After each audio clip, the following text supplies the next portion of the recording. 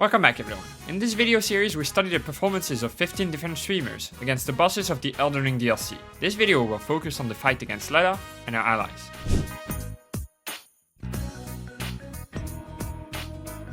This fight being a bit unique, there are a few things we need to consider before diving into individual performances. The boss isn't really a boss this time around. This is an iteration on the Gank Squad found in previous Souls games. The goal here is to defeat Needle Knight Leda, the NPC you meet for the first time before entering the realm of Shadow. While this might have been an easy task in and of itself, she is aided by at least one and up to 4 different NPCs. These NPCs are Dryleaf Dane, who will always be there, Raidmain Freya, Honsent, and more. This means that our 15 streamers fought different versions of the fight, and I'll be sure to let you know who was up against each of them.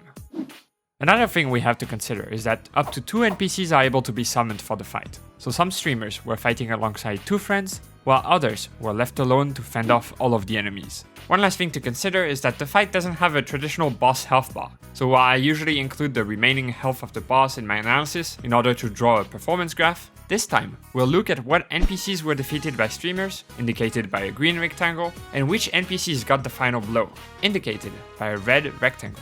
And, since I realized after making them that these graphs could probably be unreadable for colorblind people, I've added the letter W in rectangles indicating an NPC being defeated, and an L in the ones indicating an enemy defeating the streamer.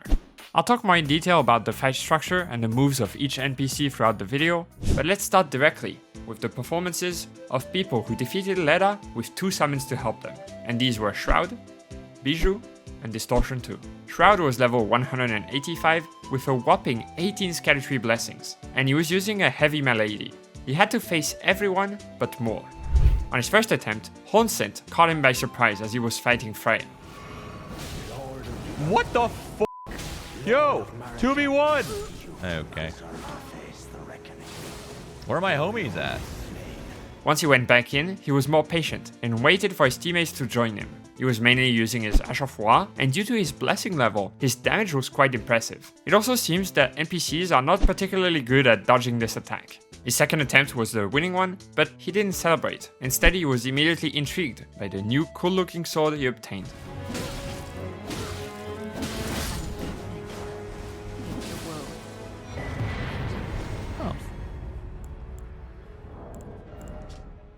Bijou was level 171 with 17 blessings and wielding the Moon Veil and the Starline Sword. She also had to face everyone but more.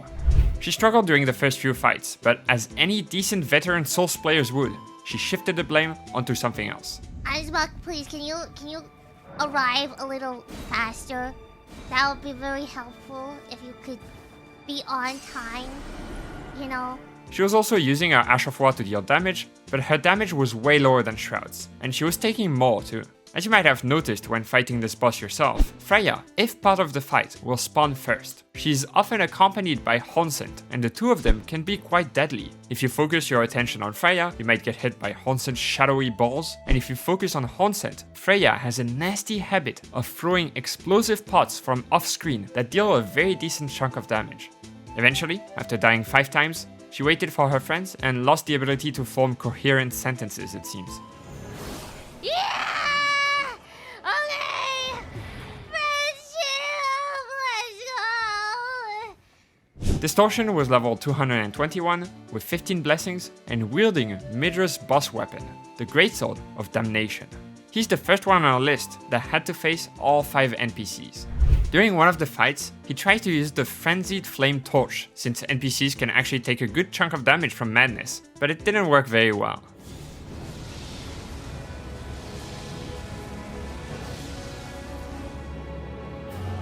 The Greatsword of Damnation, on the other hand, does wonders against them, since it deals decent damage and they don't seem to dodge it too much. After dying 5 times, he decided to really give in to the theme of the fight and make it a 5v5. It was a bit of a mess, but you can't deny that seeing all of these guys brawl it out is kinda epic. Especially how the huge melee divides into subfights when NPCs decide to 1v1 each other or the player. Boom!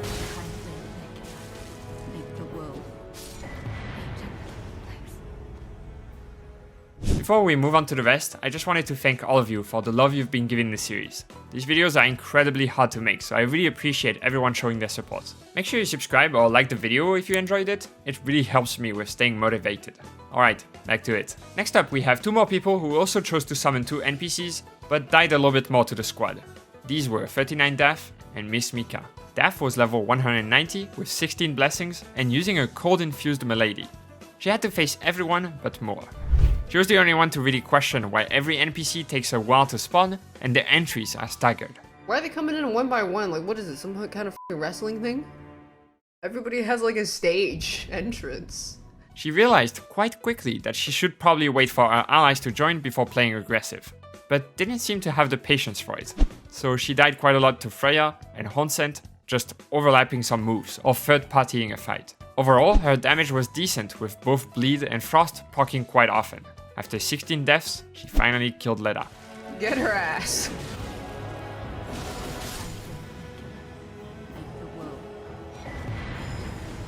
Mika was level 174 with 0 blessings once more, and wielding the Great Stars. She was the second person on this list having to fight all 5 NPCs. Her having 0 blessings was starting to be a huge struggle, as these NPCs have a ton of HP and deal very decent damage. Any one mistake could spell doom in a matter of seconds. Luckily, with the help of both NPCs and the frequent bleed procs from the Great Stars, she stood a fighting chance. Because of her often dying to Freya or Honsent before her allies showed up, she ended up having the lowest number of NPC killed per fight out of all of the streamers here. Funnily enough, after dying 28 times, Moore was the only one standing in the way of her beating the fight.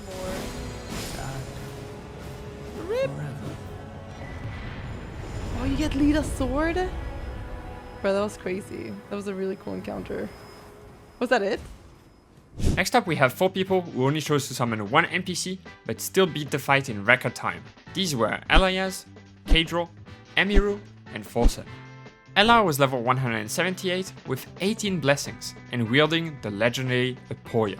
He's the last person on our list having to face all 5 NPCs, which was quite surprising to me, as this is the version of the boss that I fought during my first playthrough, and I thought it would be the most common. It might be Ella's prior massive experience with Souls games as a whole, but he was one of the people who handled the NPCs the best. He utilized the deflecting hard tier in order to parry, and God countered them often. He didn't die much, but also chose to blame Ansbach trying his best when he did. Ansbach! Ansbach is useless, man. He also used the Flame Cleanse Me incantation in order to counter Moore's Scarlet Rod pots. Only 2 deaths for him, pretty impressive with only 1 summon.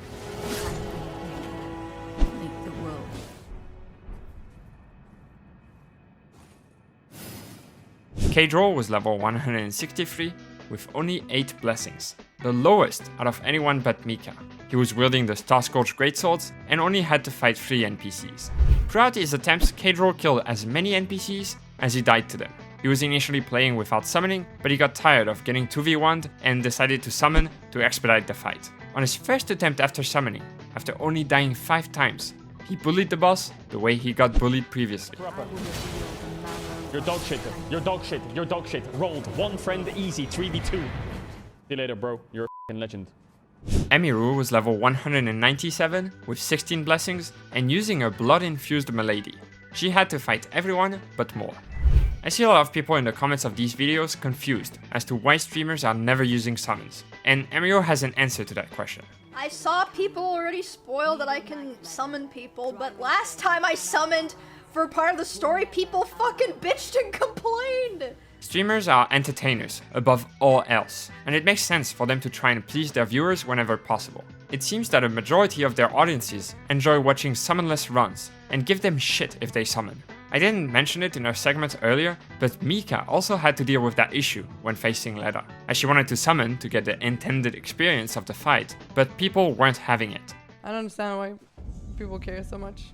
Right now, I will say, I will be playing this the way I've been playing. No summons is for bosses. I will do it and I will listen to the NPCs say what they're gonna say. Period. Don't you dare. This is me playing, okay? So whether you're advocating for or against summons, just let everyone play the game however they want. That first playthrough can be a magical experience. Don't ruin it for anyone else. To come back to Emiru though, she beat Leda after dying 7 times, and actually only got any NPC kill during her final fight.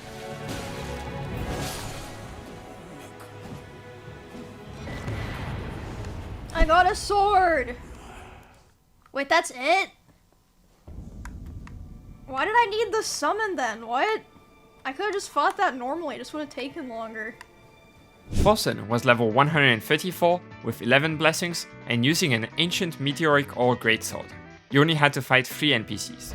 Despite repeatedly being called a summoned cock by his chat, Forsen did not let them get the better of him and still chose to be assisted by 1 NPC. To be honest, I'm not sure this man ever reads this chat considering the state it is in, but still, good on him for just doing what he wanted to do. He managed to kill Honsen during most fights, but always struggled in the Dane and Leda 1v2. He also died 7 times, but him and his summon eventually won. First try. Before we move on to the people who never summoned, we still have 2 more people who summoned 1 ally, and these were XUC and Lyric. XUC was level 160 with 10 blessings and using his heavy giant crusher. He had to face everyone but Moore. And I know I'm repeating myself with this, but somehow Moore didn't show up a lot. He died quite a bit to Freya and Honsent, but quickly beat the boss once he was able to deal with them. He was often trading hits, but since the NPCs have much larger health bars and his flask isn't very upgraded, he would quickly lose out on most of these trades. He ended up dying 20 times, but won on his 21st attempt. Over. Holy fuck, this boss is annoying. This boss drove me to the edge of the fucking world. What a piece of dog shit. I'm not even happy about it. Aside from playing up the frustration for the stream, I do feel like the common sentiment amongst these streamers isn't particularly positive towards this fight. The lore implications and the music is great, but gameplay wise, it didn't seem to feel like a particularly interesting encounter for most of them. Lyric was level 180 with 15 blessings and using cold-infused dry leaf arts. Once again, Moore was absent. This fight is also the last one featuring Freya. His stats are not the most representative, as he chose not to summon for a lot of the fights. He tried to get the hang of fighting Freya and Honsen first, and that's why a lot of his deaths are to them. Once he mastered that part of the fight, he summoned 1 NPC, and within a few attempts, after dying 29 times in total, he finally delivered the killing blow on Dryleaf Dane.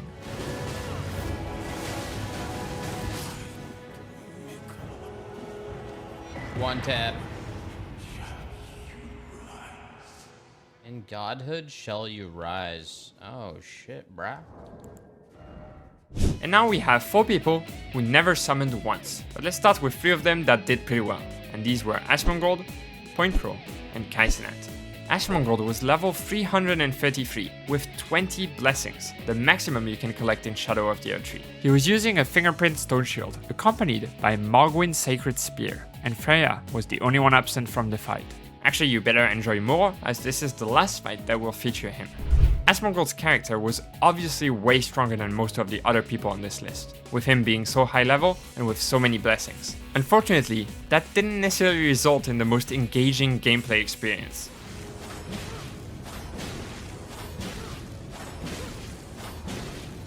He didn't have a single fight in which he didn't kill at least 1 NPC though, and after dying only 3 times, he beat all of them. Kindly, Necula, make the world.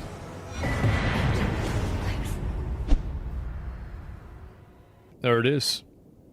Point Crow was level 184 with 14 blessings and was wielding the Bloodhound's Fang and Morgoth's Cursed Sword. He was facing these 3 NPCs only. For choosing not to summon on top of being a New Game Plus, Point Crow actually did really well. His main goal was always to kill Honsent as fast as possible, so that Dane wouldn't be much of a problem. Unfortunately, the Leda and Dane 1v2 is always pretty tough, as they both have devastating ranged and melee attacks that can be hard to dodge when they overlap in weird ways. During his last fight, he managed to kill Dane before he healed and before Leda could become a problem. He only died 9 times before landing the killing blow on her. Oh! Leda sword! We got it! Oh! Yeah, we didn't need summons. We're good! Easy! Kaisenat was level 165 with 11 blessings and using Rivers of Blood and a Naga Kiba. He was also facing 3 NPCs only. Kai mainly relied on the Achafois of the Rivers of Blood, and it was extremely effective, as it could sometimes hit multiple NPCs at once. It still wasn't easy though, as with the NPCs rushing him and not necessarily getting staggered, he could take a ton of damage quickly. He still got more NPC kills than deaths though, meaning his fights were never too one-sided. Eventually, Leda was the only one left, and he was running out of heals, but by spacing decently well and using jump attacks, his 15th attempt was the winning one. I thought I died! I thought I died! I thought I died, bro. I thought I f***ing died. And finally, we have one person who died way more than everyone else. And it wasn't Folsen this time, it was Ludwig. He was level 150, with 11 blessings, and using 2 great katanas. Despite only having to fight 3 NPCs, Ludwig struggled a lot. And there are a few reasons for that. Now, obviously his blessing level isn't too high, but his game plan didn't go very well most of the time. He wanted to kill Hornsent before Dane or Leda showed up, but he was very inconsistent in doing so. Oddly enough, Hornsent dodged the Dragon Hunter's Great Katana's Achafois somewhat consistently, making it a real liability to use, due to the slow animation it has. Half of the fights were him dying to Hornsent, and the other half, he would defeat Hornsent, but die to Leda and Dane ganging up on him. His damage was quite low, especially on Dane, so the 1v2 was rough to survive. He died so many times that he got tired of Leda's dialogues and turned off most in-game sounds, resulting in a very eerie final fight.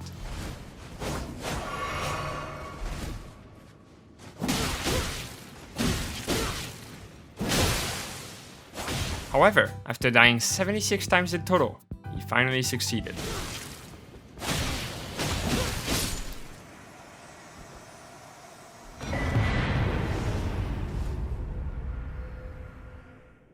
Let's go! Let's fucking go! Fuck yes! And there you have it. 227 deaths to Leda and 154 NPC killed. Funnily enough, Hornsent was both the NPC with the most kills and the one that got killed the most. Probably because he spawns first or second, has no heals, and deals an insane amount of damage, either through bleed or with his balls. As for what I take from the fight, is that multiple enemies are never the best to fight, when their AIs are separate. With a fight like the Godskin duo for example, since their AIs are tied to each other, you almost never encounter this problem of them overlapping a bunch of moves and checkmating the player. But I can't say the same for this fight. Still, I do think it's a nice combination of NPC stories that gets you in the mood for the final boss of the DLC. Alright, here's our updated leaderboard this time around. Just like Romina, deaths weren't too numerous for this boss, so everyone stayed pretty much the same. The only change is actually Ludwig, since he's kind of the only one who died a lot here. Next time we'll take a look at how everyone did against Smidra, so stay tuned for that. And once again, thank you for watching.